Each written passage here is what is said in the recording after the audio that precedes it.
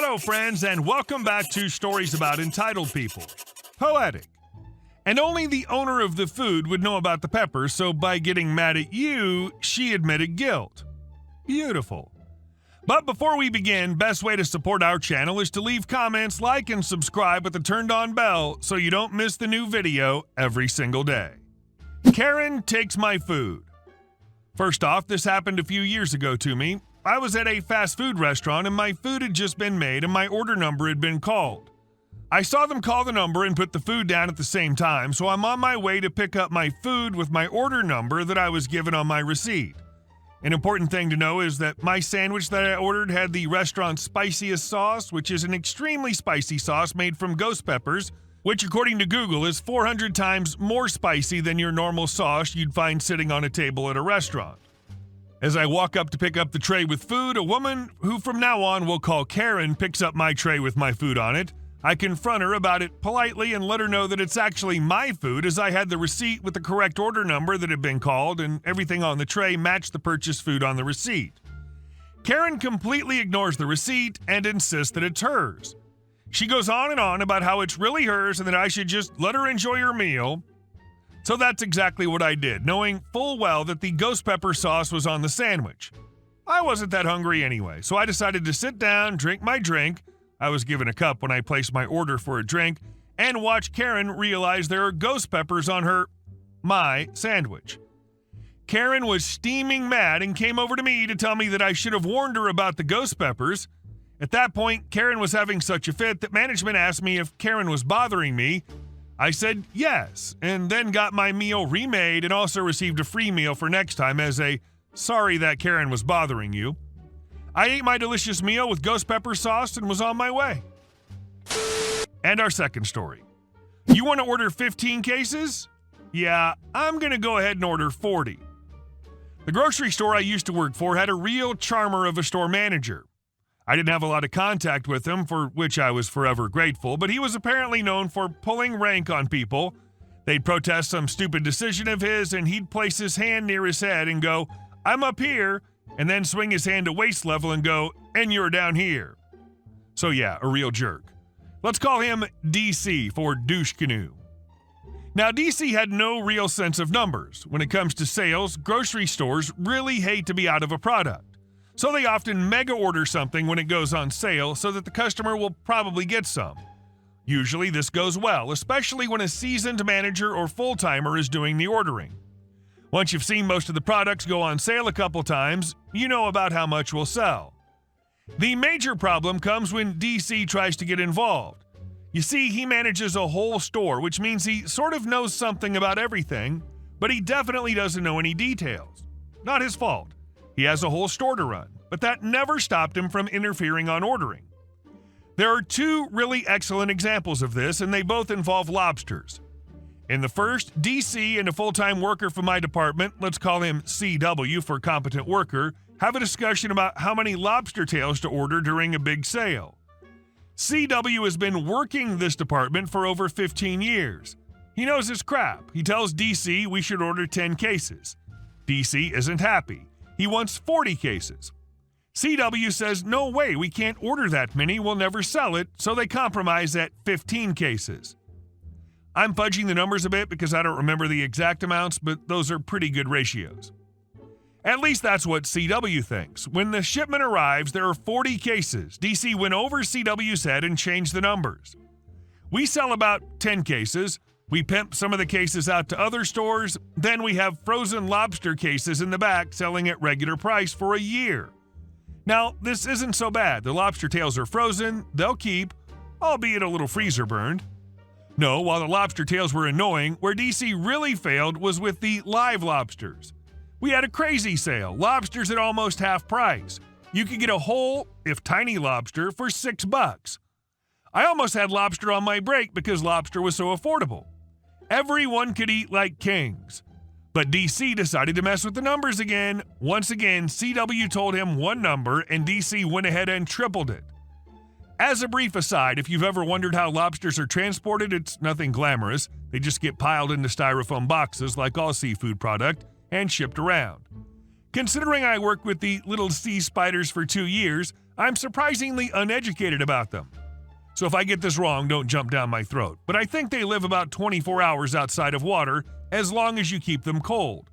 They just sort of take a little nap in the box.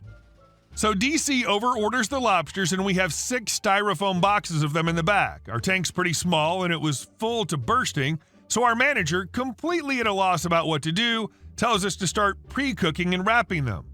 We got a steamer and it's supposed to fit 3 lobsters, but these guys were a little small and we piled them in, so we were cooking 5 or 6 at a time. Let me just say that I've always hated cooking the lobsters. It was part of my job, but I felt so guilty shoving them in there to roast alive. So when I spent one whole shift just shoving 6 lobsters into a steamer at a time for hours, I was not a happy camper. I'm beyond pissed at DC and totally nauseous. It felt like lobster genocide. We had so many cooked lobsters, we had to take over part of a bunker in the meat department just to have somewhere to put them. Unfortunately, a lot of people do not want pre-cooked lobsters. They want them cooked fresh or alive. And the pre-cooked lobsters were only good for 1 day, so we tossed out a fortune of dead lobsters in packaging. Then we had the crates sitting in the back for 1 or 2 days. There'd be room in the tank for 1 more box, so we'd run to grab another one and pick through the crate to separate the living from the dead. By the end of the 2nd day, half the lobsters were goners, and people were always looking for the feisty ones because those supposedly taste better. Everyone had different and conflicting theories on what made a lobster taste best. Don't ask me, I never got a definitive answer on that one. Well, most of the lobsters were not feeling very feisty after 20 plus hours in a box, so that was a challenge. The whole thing was a disaster. We've had sales where we run out of lobster and have had to answer the phones every 20 minutes telling someone we were out, but I would take that over the horrific mess of having too many live lobsters. There are 2 reasons that DC over-ordering on lobsters was a stupid decision. The first is that we were located in the downtown. Our biggest demographic was students from the nearby student ghetto. We also had a major problem with homeless people. This was not a high-end, classy grocery store. Our clientele liked lobsters, but they weren't going bonkers and buying 20 each. The second was that someone once suggested that his reasoning behind ordering so much might be that we would have sold more. I can't see how that would be. We were not a sales staff, really. We were not being paid commission to push products on people. The sight of so many dying lobsters might have infuriated us, but it didn't make us expert salespeople who could or would push the excess product. In the end, DC just wasted a frick ton of money and now has the weight of 100 dead lobsters upon his soul. And our last story. Entitled neighbor helps herself to my garden. Well, I should have known that no good deed goes unpunished. We have a small vegetable and herb garden in the corner of our yard.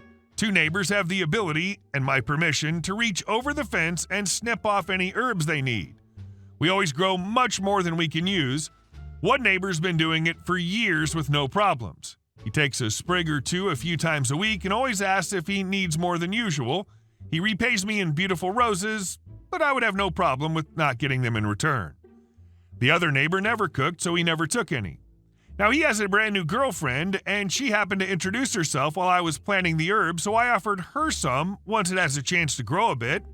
So, of course, 2 weeks after I planted, she snips off all but a few leaves off every effing herb. 2 weeks! I was livid. My boyfriend went over and explained that it was too soon, the plants were tiny, not ready. He's much nicer than I am. The annoying neighbor apologized profusely and said the girlfriend wouldn't be going anywhere near the herbs until I specifically allow it. A week later, I catch this dumb butt out there with a pair of scissors, but it's only been a week and there's nothing to effing snip out of there yet. Apparently, she can't make meatballs without parsley and the grocery store within walking distance is too far to go. One of my plants has 3 leaves on it. Seriously, the other neighbor doesn't dare take anything before mid-July. Certainly he would never touch anything before I did. We looked at each other for a few seconds, and then I just said, "Please get your herbs at the store from now on." I can't believe I managed to think of that. Usually I think of a great comeback 10 minutes after the fact. She turned bright red and went in the house. Hopefully she embarrassed herself enough to stay away. I don't want to have problems with this neighbor. He's nice and quiet and doesn't bother anyone. Tomorrow it'll be a week since I caught her again. We'll see what happens. Update. Just got home and had a chat with the nice neighbor who told me that the oversnipper and her boyfriend had some kind of disagreement a few days ago, and he looked like he was sick of her crap. He hasn't seen her car since. Yes, he's old and nosy. He also plans to buy some parsley and basil seedlings to put on his side of the fence out of her reach. I gave him some pots and cinder blocks to put them on. You can't really see them from the other neighbor's yard unless you crane your neck, so that should work. With any luck, I'll not be posting about her climbing into his yard through mine in the near future. Update 2. The oversnipper's boyfriend didn't break up with her. I've seen her car, but not her. No herbs have been harmed since my last post, and everything's growing back in nicely. I used some of the parsley and chives in a potato salad the other day. It's such a luxury to just have it on hand. The nice neighbor planted more as promised, and those are doing well too. My boyfriend's still convinced that she'll be causing more problems in the future. I'm hoping embarrassment continues to be a deterrent. Like, did she think you wouldn't have a problem with your plants being snipped down to a stem and a few leaves? Did she not know plants take time to grow? It astounds me how people can see the inch you've extended to them as a favor and take a hell of a lot of miles. So rude. Hey guys, thank you all for watching the video. I'll see you in the next one.